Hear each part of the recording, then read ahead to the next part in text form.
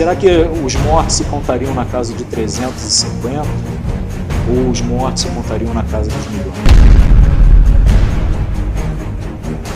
Eu acho que hoje o aluno é muito mais massa de manipulação do que foi na minha época. E a decisão do Dr. Roberto era não mexer com a ditadura e a ditadura também não mexer conosco. Eu não aguento mais tanta corrupção nas nossas. A Revolução Russa ela foi um banho de sangue, um genocídio.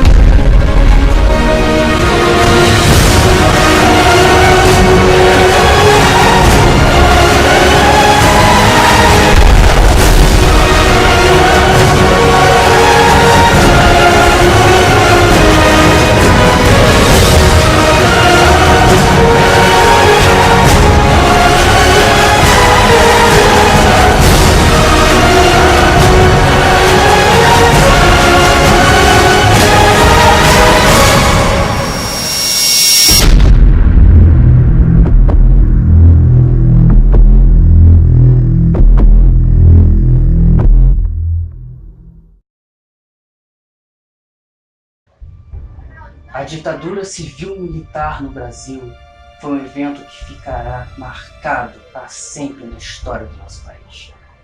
Mas por quê? O que aconteceu de tão importante? Por que aconteceu?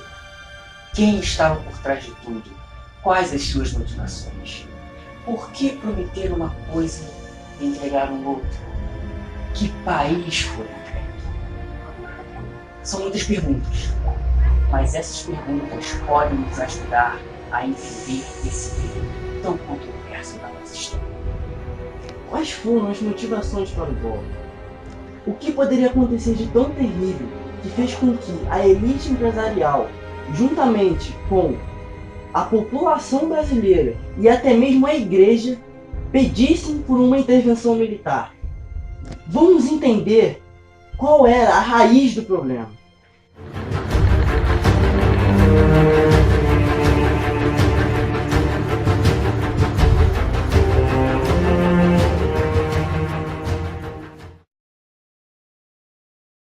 Quando a gente tem a Revolução Russa, o que imediatamente é instaurado na União Soviética? Primeiro, você não tem mais a propriedade privada. E como é que você ia acabar com a propriedade privada naquele momento? Você tem, no primeiro momento, o chamado incentivo à espontaneidade revolucionária das massas. O que é isso? É você acabar com a lei, você abolir a lei, você incentivar uma criminalidade generalizada para as massas populares elas destruírem a propriedade privada. Começou assim, fizeram a revolução, tendo que destruir o sistema capitalista de propriedade privada. O que a gente faz? Nós bolcheviques somos poucos, não vamos conseguir tomar todas as propriedades. Então a gente quebra a lei. A gente abole a lei, a gente cria tribunais revolucionários que não tem que julgar mais de acordo com a lei escrita. Eles têm que julgar a partir de uma coisa chamada consciência revolucionária. E o que é consciência revolucionária? É a coisa mais subjetiva do mundo, né? Se alguém vai lá e toma o teu carro, e você vai no tribunal, o juiz pode falar: não, você é um burguês safado, e aquele proletariado fez muito bem de apropriar do seu carro. Isso é consciência revolucionária. Então, através disso, as casas, as propriedades urbanas começaram a ser invadidas, tomadas. As fábricas, operários invadiam as fábricas e falavam: agora essa fábrica é nossa. As terras no campo, principalmente as terras, foram tomadas por camponeses. E aí você tem o quê? Uma bagunça generalizada. Num segundo momento, quando a bagunça já estava grande demais e, de certa forma, a propriedade privada já tinha sido afetada, aí entra o regime bolchevique com seus instrumentos organizados de repressão, que é a polícia política. Sabe aquele negócio dos nazistas? A Gestapo, SS, tudo isso, muito antes dos nazistas fazerem, começou com os comunistas, que era a chamada Tcheca. O que era a Tcheca? Era uma polícia que ela agia à margem da lei. O que significa isso? Não existia nenhum estatuto legal determinando ou limitando a ação dessa polícia política. Isso significa que ela tinha poder de vida e morte sobre qualquer cidadão. Entendeu? Então, por exemplo, o que acontece nesse período, né? Se fala, os bolcheviques lutaram contra o regime czarista, que era opressivo. O regime czarista, ele matou, em 100 anos de existência, você tem 6.900 condenações à morte, em 100 anos. Os bolcheviques, quando iniciaram esse negócio da criação da Tcheca e tudo mais, a Tcheca, em um mês, matou 20 mil pessoas, para começar. Ou seja, em um mês de atuação dos comunistas, eles já superaram. E qual era o objetivo de você ter isso funcionando?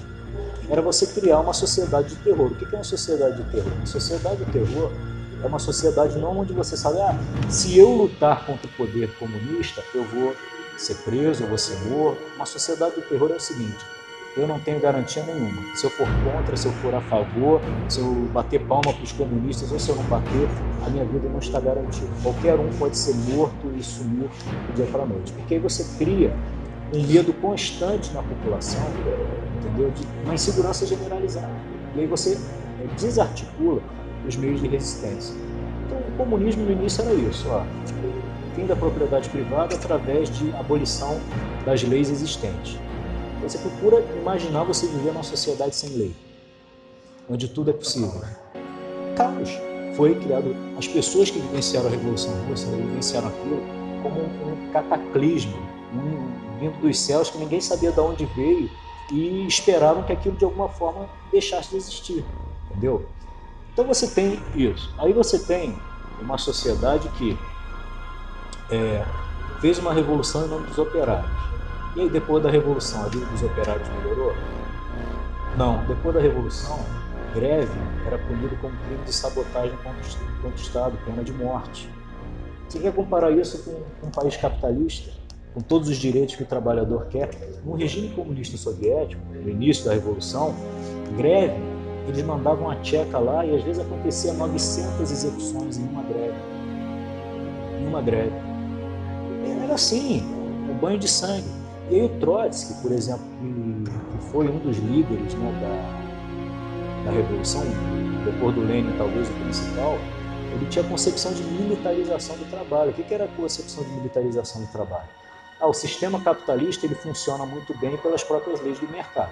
Como no sistema socialista não existem leis do mercado, a gente tem que criar um incentivo para a produção ser maior do que no sistema capitalista.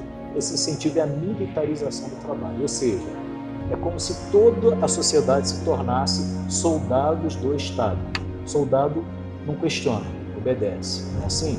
Então, por exemplo, um operário. Aqui você vai trabalhar como metalúrgico e teu salário é tal, ponto. Beleza. Mas eu não quero ser metalúrgico, eu quero estudar. Não, o Estado manda o que você vai fazer, o Estado manda. E se você abrir a boca para reclamar, meu filho, você vai, entendeu? Você vai parar num campo de concentração, você vai ser morto, você vai para o Gulag. Isso era um regime comunista. Que raio de liberdade é essa? Então, assim, a Revolução Russa ela foi um banho de sangue, um genocídio, entendeu? De escalas assim gigantescas.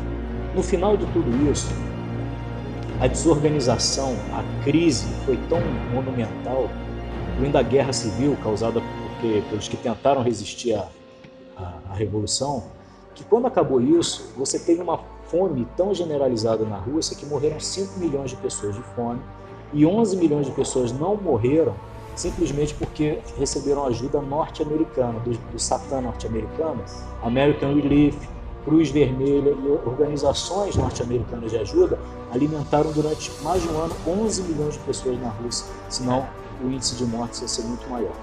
E aí o que a liderança da União Soviética, na pessoa do Khrushchev, que foi o líder que assumiu a União Soviética depois da morte do Stalin, resolveu fazer? Olha, para a gente salvar a ideia do comunismo, a gente mostrar que o comunismo não é esse banho de sangue, esse mar de sangue que aconteceu aqui na época do Stalin, o que a gente vai fazer? Nós vamos fazer o seguinte, vamos jogar toda a culpa em cima do Stalin, dizer que esse banho de sangue todo foi só por causa do Stalin e que o comunismo, na verdade, não é isso. A gente teve o azar de ter tido um genocida aqui que matou milhões de pessoas, mas o comunismo, na verdade, não é isso. A gente está falando, primeiro, de um regime comunista na China que foi responsável pela morte de 45 milhões de pessoas por causa de erros erros de cálculo econômicos grotescos. E uma desumanidade atroz também, porque é comprovado que, em alguns momentos, enquanto havia milhões de pessoas morrendo de fome na China, o governo chinês continuava exportando grãos. E sabendo que tinha morrendo milhões de pessoas de fome, continuava vendendo grãos para financiar a indústria. Financiar a indústria chinesa. Isso Mao Tse Tung. Então você vê o nível de desumanidade de um sujeito desse. E aqui no Brasil, você tem um partido, o PCdoB, um partido comunista, que se declara, na mesma época, olha só, a gente está falando do Grande Salto 59 62, golpe militar aqui 64. Né? Quando foi o relatório do PCB que houve o rompimento 58? Então nessa época você tem o PCdoB que se declara maoísta, ou seja, se declara apoiador e seguidor de um regime que tinha ocasionado recentemente a morte de 45 milhões de pessoas na China. Isso é importante, porque se você olhar para o evento de 64 como um evento isolado, você não vai conseguir entender. Ele é um evento que se caracteriza, sobretudo, dentro do jogo político de um mundo bipolarizado entre um bloco socialista e um bloco capitalista, ou seja, o mundo da Guerra Fria. Então, a gente tem aqui uma disputa de mercados gigantescas. E vai ter países que vão se aliar fixamente com este bloco ou aquele, e vai ter o que a gente chama de países não alinhados. E o Brasil está tentando entrar nesse processo dizendo o seguinte: bom, qual é a vantagem de não ser aliado? Ou seja, eu não quero fazer nem parte do bloco capitalista, nem parte do bloco socialista. É porque é possível assim negociar com os dois. E era mais ou menos essa visão que a gente estava vendo aqui. O fato é que, à medida que você se aproxima mais de um bloco ou mais de outro, você vai ter sempre alguém lá gritando: olha, foi o que aconteceu com o Jango. O que o Jango está fazendo nos países comunistas? Ele já tinha reatado relações com a Rússia, agora estava visitando a China. E aí logo usa-se o quê? Usa-se exatamente essa viagem para dizer assim, comunista. Então, assim, vocês estão entendendo assim, o nível de ameaça que... Será que isso não era uma ameaça real? Será que a implementação do comunismo no Brasil não era uma ameaça real? Será que no Brasil o comunismo ia ser diferente de todos os lugares em que ele foi implementado, sem uma única exceção? Por que no Brasil você não teria polícia secreta? Por que você não teria no Brasil milhões de pessoas mortas, tanto de fome, tanto como caso de repressão? Por que você não teria no Brasil uma censura absoluta, que é o que vigora nos países comunistas, um regime um regime onde outros partidos e outras linhas ideológicas não são permitidas? Por que no Brasil seria diferente? O que eles estavam lutando para implementar aqui no Brasil era exatamente isso.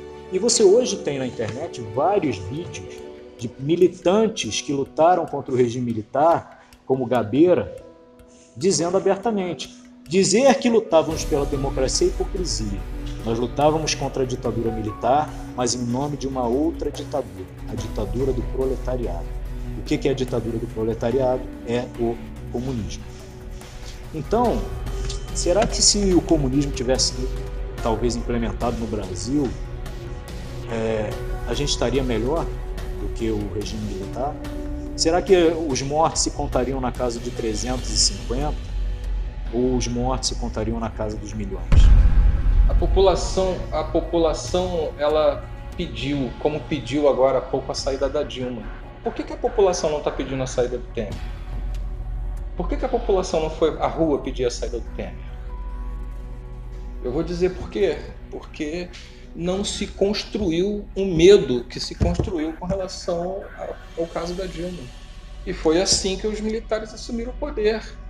Se você não criar o caos, como é que você tem justificativa para tomar o poder de alguém? Então você precisa primeiro criar o caos. E a imprensa martelando todo dia ali, caos, caos, caos, caos. Você vai criando não só medo, mas também revolta. Então, a população em geral tinha um medo muito grande do comunismo. Ah, professor, isso era história dos americanos, botaram aqui para as pessoas ficarem com medo do comunismo. Meu amigo, um regime que tinha acabado de matar 45 milhões de pessoas na China, para você ter medo ou não é para ter medo de um negócio desse? O medo do comunismo foi um dos principais motivos que motivaram o golpe de 64. Um regime que matou milhões de pessoas não poderia ser aceito em nosso país. E a população que temia isso foi às ruas. E os militares, observando isso, foram em busca de uma solução. A solução? Golpe de 64. Vamos lembrar que em 59, Cuba tinha passado por uma revolução socialista, a chegada de Fidel ao poder.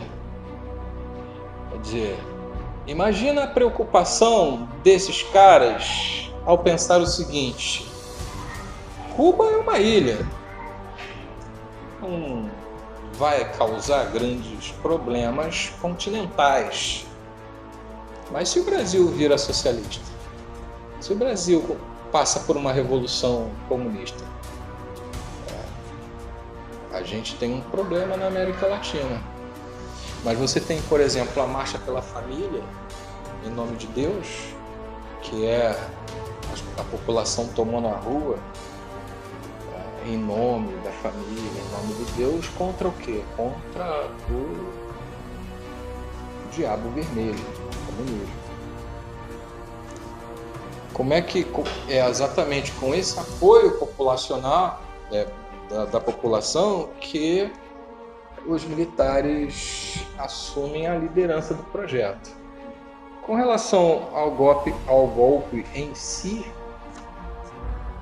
eu diria para vocês o seguinte: eu compartilho da tese de que o golpe ele é civil-militar. São teses que vão a cada dia se renovando. Mas eu gosto da tese de que o golpe é civil-militar, isso está muito claro. O governador de Minas e o governador de São Paulo entram forte no apoio aos exércitos, aos grupos militares que vão tomar o poder. Tá? E é claro, o grande empresariado brasileiro está junto nesse processo, ajudando. E é claro, os Estados Unidos também. Como é que você mobiliza a sociedade? O que acontece lá nas vésperas do golpe de 64? As pessoas estão na rua, como estavam recentemente de verde e amarelo por aí. Por quê? Porque você tem uma quantidade enorme de inserção na mídia dizendo: olha, vai acontecer, né? Vai acontecer. As pessoas não estavam gritando aí, o Brasil vai virar Cuba, vai virar Venezuela, vai virar isso, vai virar aquilo. Quer dizer, então, o medo ele é um importante componente de mobilização social. E aí, né, primeiro, comício do dia 13 de março, na Central do Brasil. João Goulart, quando faz o discurso exaltado dele a favor das reformas de base, tem de um lado dele a esposa dele, do outro lado um líder do PCB. São as duas pessoas que estão em pé ali ao lado dele, um líder do PCB. Então você vê, um país que as pessoas estavam com medo do comunismo, o sujeito faz um discurso exaltado, dizendo que as reformas vão ser feitas na lei ou na marra. Interpreta isso. Ele disse: as reformas vão ser feitas na lei ou na marra. Se não é na lei, é na marra. E como é que é na marra? Em 64, o Jango já estava aí com, digamos, a corda no pescoço. Em 63 o negócio já estava bem feio pro lado dele. Você tem comunicação entre os quartéis generais, alguns apoiando, alguns contra. De onde sai o comando que vai seguir em direção ao Rio de Janeiro para concluir o golpe? Sai de Minas Gerais. em Minas Gerais vinha sendo preparado um movimento no Exército com o governador de Minas Gerais, Magalhães Pinto, que inclusive colocou a polícia militar toda do Exército, a polícia militar toda do estado de Minas Gerais, sob o comando do general Mourão na época, Olímpio Mourão Filho. E o que acontece? O Olímpio Mourão Filho, que era um general do Exército naquela época, ele falou o seguinte: chega, não dá mais, eu vou marchar, eu vou iniciar um movimento. Ele pegou o destacamento militar dele, sediado em Juiz de Fora, e marchou para o Rio de Janeiro. Precipitou o movimento sozinho, ele dá conta dele, não teve uma organização. E aí, quando o Mourão fez isso, o Castelo Branco, que vinha criando aquele grupo para realização da eleição de 1965, para evitar um golpe do João Goulart, ele falou: olha, agora o Mourão marchou, ou a gente ajuda ele, ou ele vai ser esmagado. E aí ele colocou à disposição do Mourão todo o grupo que ele já tinha criado. Quando isso aconteceu, o João Goulart começou a ficar preocupado, porque os assessores do João Goulart, eles tinham garantido para ele que existia um dispositivo militar que o Exército iria apoiar ele, que ele não teria oposição do Exército, garantiram para ele. Quando ele viu isso acontecer, ele começou a ficar preocupado. E aí, na sequência, o 4º Exército, sediado no Nordeste, aderiu ao movimento, entendeu? E ficou uma questão: e o 2º Exército de São Paulo? O 2º Exército de São Paulo, ele era chefiado por um sujeito chamado Amaury Cruel, que era amigo pessoal do João Goulart, só que ele era anticomunista. E ele ficou um tempo indeciso. E todo mundo naquela expectativa: e agora, o 2º Exército vai aderir ao movimento ou vai atacar? E aí o 2º Exército aderiu também ao movimento. Então já não dava mais. O único exército que permaneceu ainda fiel ao João Goulart durante um tempo foi o 3º Exército, sediado no Rio Grande do Sul, que era a terra dele. Entendeu? Aí o João Goulart estava no Rio de Janeiro, né, na noite do 31 de março para o 1º de abril, que foi quando aconteceu o golpe, voou para Brasília. De Brasília ele tentou organizar, mas viu que já não tinha mais jeito e foi embora para o Rio Grande do Sul e para o Uruguai. Entendeu? Assim aconteceu o golpe. Os militares assumiram com a promessa de devolver ao Brasil após um ano. Ficaram 20. Por quê? Por que esses 20 anos foram tão duros? E por que tanta repressão?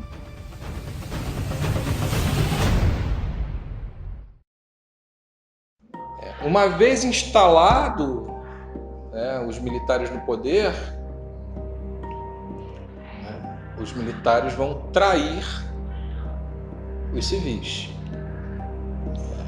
Aqueles camaradazinhos lá, como Carlos Lacerda, como o governador de São Paulo, que eu esqueci o nome dele, Bernardo Proença, não tenho certeza. Esses camaradas que apoiaram o golpe na intenção de disputar a presidência assim que os militares devolvessem, um ano depois, tiveram seus direitos políticos cassados. Então, aquelas pessoas que lutaram contra o sistema ditatorial, um Estado que se estabeleceu com golpe e que tinha feito uma promessa de sair por um ano e já estava lá há 10, e que havia fechado o Congresso a partir de 69 e que governava por decreto. Quer dizer, o cara que se levanta contra um Estado desse, ele está sendo tratado como terrorista na televisão. É claro que o velhinho que está do outro lado da tela vai falar assim: gente, que esse pessoal é mau, né? Olha lá. É claro, você criou o sujeito chamado terrorista. Aliás, terrorista é um bom nome para a gente pensar quando a gente pensa no que é terrorismo hoje. Porque a imprensa continua fazendo a mesma coisa quando se atribui determinados eventos a determinados terroristas. E para evitar que isso aqui virasse esse samba do crioulo doido, como acontecia com outras nações, as Forças Armadas impeliram isso e disseram: não, vocês aqui não entram. Então, qualquer ação que eles percebessem que era subversiva, eles metiam a porrada para amedrontar mesmo. Entendeu? E é por isso que esse Comando Geral Militar precisava agir com força, porque se não fosse na força, eles não iam conseguir manter o Brasil livre das mãos do comunismo, que a própria população não queria. Nesse período de 64, o dinheiro entrou forte. E aí, velho, aí vem aquela chuva de propaganda, né? O Brasil, milagre econômico, o Globo passava todo dia noticiazinhas lindas e maravilhosas do Brasil. E o que é o milagre econômico? O milagre econômico nada mais é do que um empréstimo ou uma sucessão de empréstimos que o Brasil começa a fazer com os Estados Unidos. O Brasil começa a pegar empréstimos dos Estados Unidos nos anos 20, no início de 1920. E a partir daí, essa quantidade de empréstimos vai aumentar ou diminuir de acordo conforme quem era o presidente. A única coisa que tinha para assistir era a Globo. A Globo virou uma espécie de imprensa oficial da ditadura. O Roberto Marinho é um grande filho da ditadura. O velho é um jornalista que vendeu informações para os militares para ganhar concessão, que fez uma série de negócios espúrios para ganhar concessão. Quem é a Globo? A Globo é aquela que é sócia dos Sarneys no Maranhão, né? Dos Calheiros na região norte do país, dos Magalhães na Bahia. São todos sócios regionais da Globo. E é assim que ela se consolida com essas elites políticas aristocráticas brasileiras que vão apoiar, claro que vão apoiar. Eles ganharam muito com isso. E, por outro lado, havia uma população que nem sabia dessas coisas que aconteciam. Porque como a informação demorava para chegar, não tinha rede social, não tinha internet, então, às vezes, aconteciam essas manifestações e as pessoas dentro de casa não sabiam. Primeiro porque os canais de televisão e rádio só divulgavam o que eles queriam. Estava tudo censurado, havia censura. Então, eles só divulgavam o que eles queriam. Você acha que eles iam divulgar essas manifestações? Eles não divulgavam. Muitos se calaram frente a tudo aquilo que os militares fizeram. As pessoas sabiam da existência da tortura, por exemplo, mas por que deixavam tais práticas acontecerem? E onde estava a mídia para denunciar tais atrocidades do regime? Bom, a resposta para essas perguntas se resume em uma só palavra: censura. O período mais difícil foi quando veio logo a ditadura em 64, né? Quando eles vieram mesmo para valer, eles formaram um departamento de censura em Brasília e eram pessoas não muito bem preparadas, não muito bem, vamos dizer, não conheciam o que nós fazíamos. Eles conheciam e eram obrigados a conhecer. E a nossa criação, a nossa criatividade ia por água abaixo, porque eles invadiam o nosso espaço de criação, de tudo. E nós éramos obrigados, é o que eu volto a dizer, a dançar conforme a música deles. E a opinião e a decisão do Dr. Roberto era não mexer com a ditadura e a ditadura também não mexer conosco. Esse era o objetivo, era fazer jornais, programas de entretenimento, jornalismo com mais autenticidade, mas sem afetar nada a ditadura. Não agredir nem atacar a ditadura. Da mesma forma, nós também sofríamos um pouco a pressão deles. O que acontecia na ditadura, na verdade, era isso que acontecia. Nós trabalhávamos com o censor do nosso lado, nós tínhamos a censura do nosso lado, nós tínhamos a ilha de edição nossa era censurada, os scripts eram encaminhados para eles, os roteiros eram encaminhados para eles, as sinopses de novela eram encaminhadas para eles, nós tínhamos que gravar com 10 dias de antecedência todo o material, eles tinham que examinar, analisar, voltava para a gente, daí nós fazíamos uma análise, o que eles cortavam ou o que eles não cortavam, nós íamos adaptando. Era uma censura muito forte. Não era qualquer coisa que passava, não era qualquer coisa que ia para o ar. Você não podia falar nada, nem insinuar nada. Qualquer insinuação você estaria provocando a própria censura. Era um pouco perigoso. A arte. A arte nessa época, como em todas as outras, expressava. Neste caso, tentavam expressar o período em que elas se encontravam. Algumas destas com críticas em seu contexto.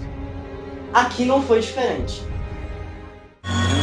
Contra o vento, sem lenço, sem documento, no sol de quase dezembro.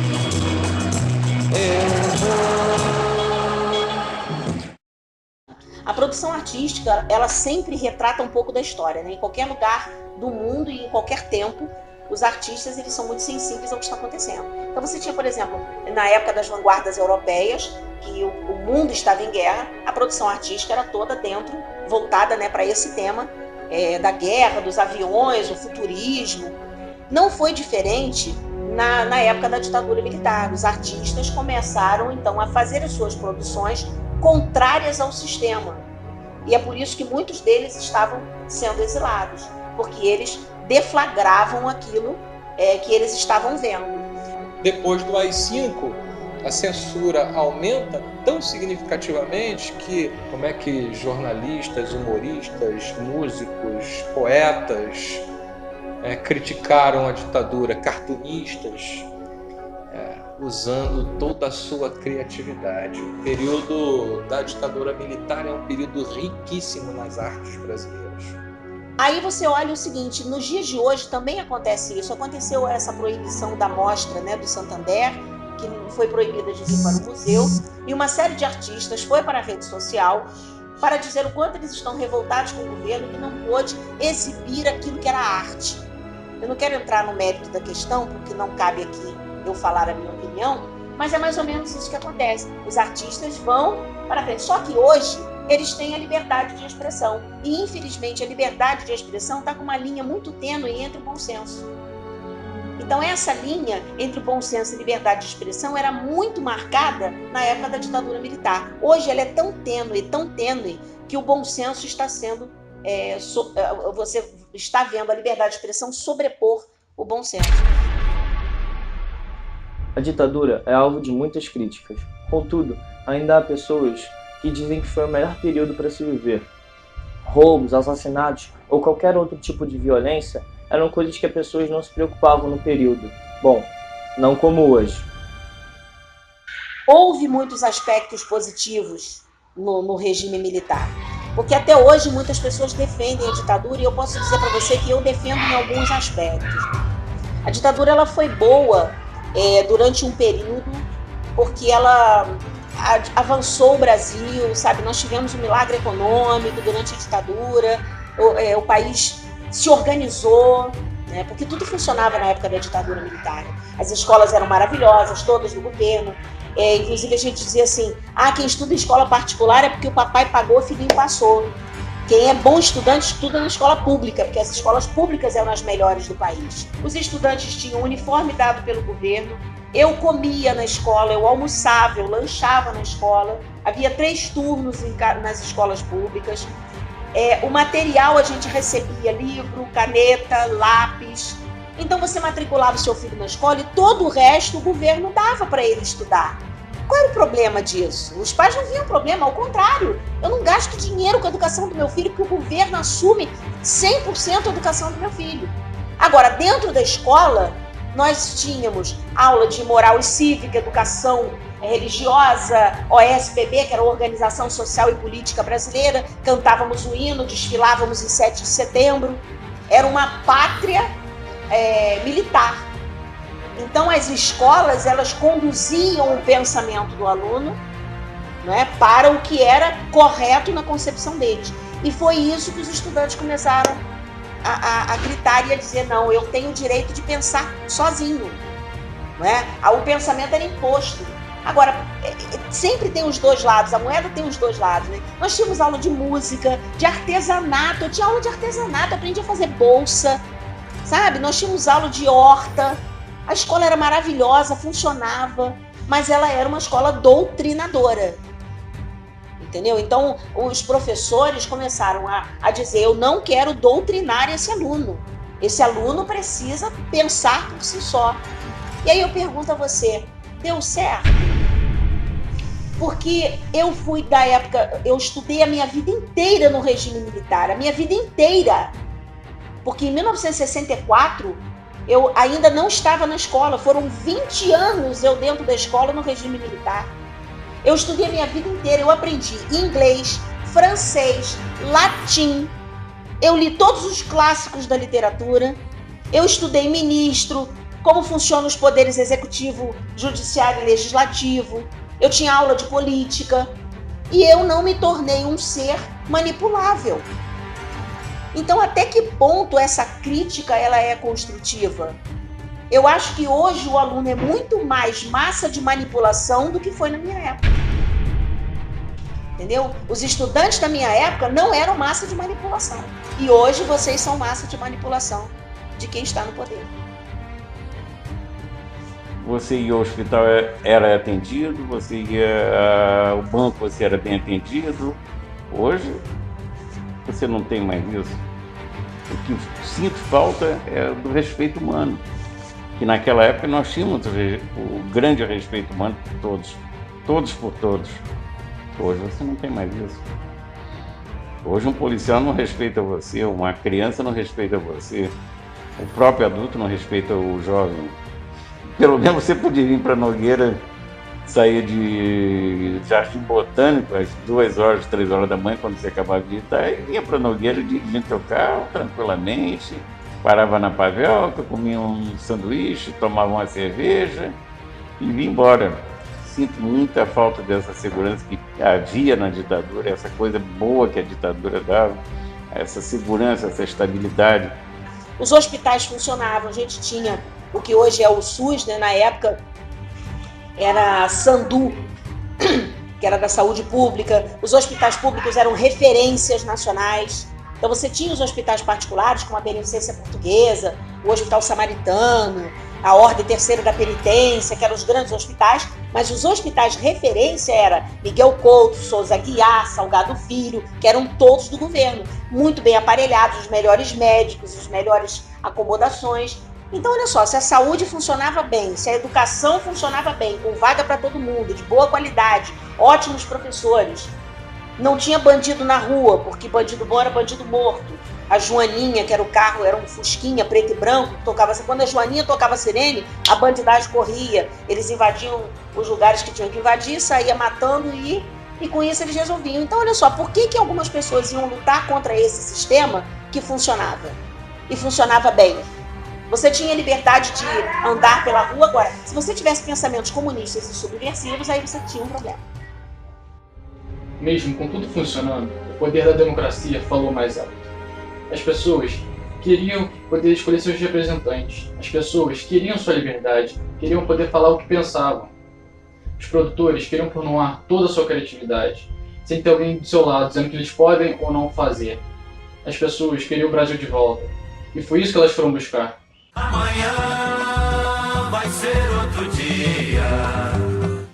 Bem, a UNE é a União Nacional dos Estudantes, e eles tinham uma sede, mas eles se reuniam também nas universidades. Então você tinha reunião na UF, na UFRJ, na UERJ, então eles se reuniam nas universidades, porque ela era a União Nacional dos Estudantes de Ensino Superior.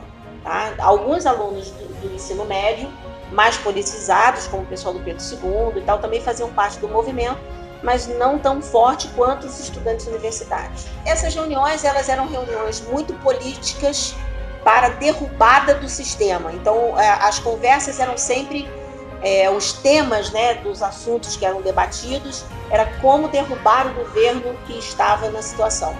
Então, a única coisa que se falava era isso. O que estava acontecendo, que as pessoas sumiam, os professores desapareciam, eram presos, mortos, presos políticos, exilados. Então, a gente falava do que estava acontecendo e eram projetos que os políticos insuflavam, a CUT, a CGT, misturada com a UNE, porque a UNE acabou se metendo, né, nesses partidos, que era o Partido dos Trabalhadores, o PT estava com força, a CUT e o CGT, que eram esses sindicatos de trabalhadores que se uniram à União Nacional dos Estudantes, que eram seres pensantes, para poder derrubar o sistema. Então, o que se fazia nessas reuniões eram projetos para a derrubada do sistema. E aconteceu uma vez também de um político ter sido sequestrado, então eles sequestravam as pessoas, sequestravam pessoas de fora para trocar com presos políticos, entendeu? Então sequestra aquele cônsul e vamos trocar esse cônsul pelo enfio que está exilado fora do país. Então a gente só libera o cônsul se vocês der anistia política para alguém voltar, né? Então eram mais ou menos encontros subversivos, se você gostar desse termo, eu acho interessante. Era tudo muito subversivo, era fazer coisas para impulsionar a população a brigar contra a situação, né, e a retirada do poder da mão dos militares. Era isso que se fazia. Então, o clima de quem ia para essas manifestações era um clima de ódio. E o clima de quem estava na situação contra as pessoas que estavam se manifestando não era diferente, era de ódio também, porque, imagina, nós estamos indo para lá para derrubar o poder, então como é que o poder reage? Com um tiro, porrada e bomba. E era exatamente assim que eles agiam. Chegou a um ponto que era simplesmente insustentável manter o regime. Os militares resolvem, enfim, devolver o Brasil para o povo.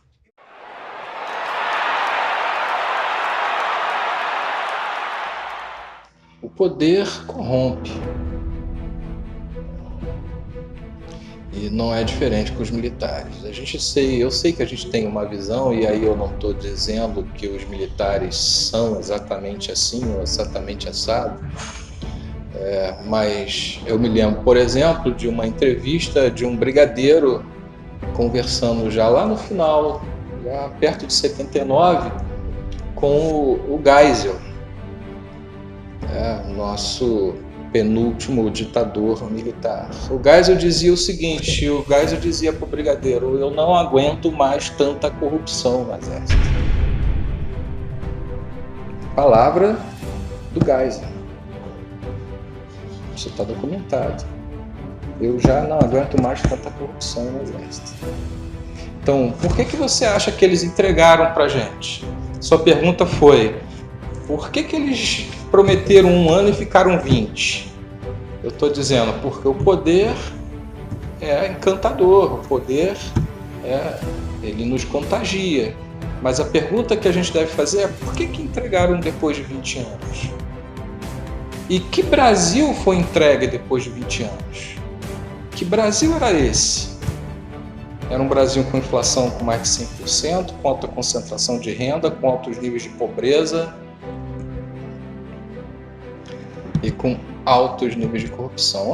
Quando é que você acha que surgiu construtoras como Andrade Gutierrez, Camargo Correia, Odebrecht? Durante a ditadura militar. Então, se você pegar, por exemplo, lá o volume da dívida externa do Brasil em 64 e pegar o volume da dívida externa em 85, quando é de fato entregue o governo de volta para os civis, você vai ver como essa dívida rolou para cima. E é por isso que eles devolveram, meu filho, para a gente. Olha só, gente, a gente não quer mais. Cansamos de brincar de governar. Toma aqui, pode voltar a ser democracia, né? Vamos só fazer um acordo aqui de anistia, tá? Ninguém paga por nada, vocês são inocentados, a gente também. Faz de conta que nada disso existiu e vocês podem governar livremente daqui para frente. O debate que existia na época era se vai ter eleição direta ou indireta. Porque tinha gente que tinha medo entre os militares de que se fosse eleição direta, podia entrar justamente lá um cara para botar para quebrar. Então, vamos passar o bastão para os civis, mas vamos colocar um cara ali que sempre esteve com a gente. E quem era esse cara? Que era, assim, meio chegado. Era o Tancredo. A ditadura ficará marcada para sempre na história do nosso país. O Brasil jamais esquecerá esse período tão controverso, que ao mesmo tempo foi bom para uns e tão bom para outros. Castelo Branco, Costa e Silva, Médici, Geisel e Figueiredo. Estes são os nomes da ditadura. o comunismo, sua causa.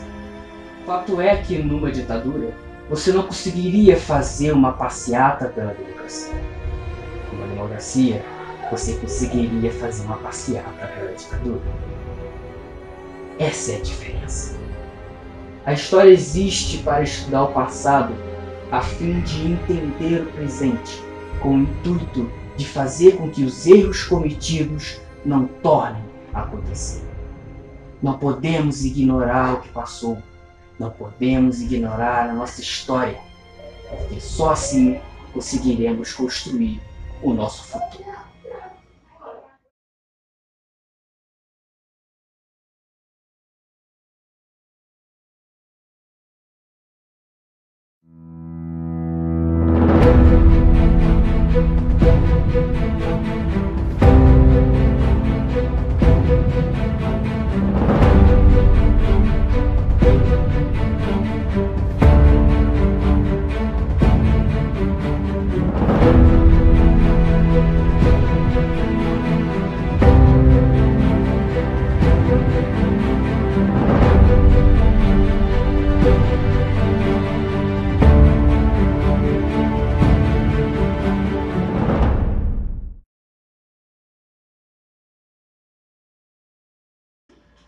O poder é maravilhoso.